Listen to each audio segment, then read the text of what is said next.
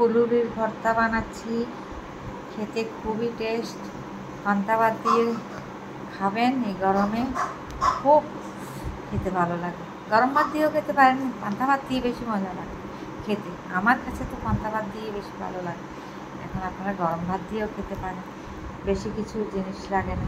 পেঁয়াজ, কাঁচামরিচ কুচি, ধনিয়া পাতা, নুন, ফুলুরি আর সর্ষের তেল।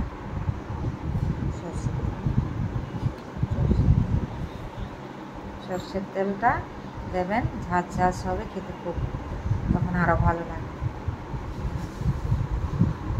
কাঁচা লঙ্কা কুচি, ধনিয়া পাতা আর ফুলুরি, নুন, পেঁয়াজ, বাস।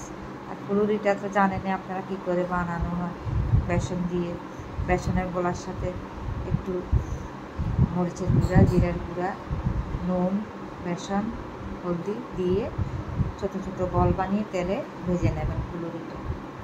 ফুলুরি বানাতে ইজি, ফুলুরি সবাই বানাতে পারেন, তাও বললাম।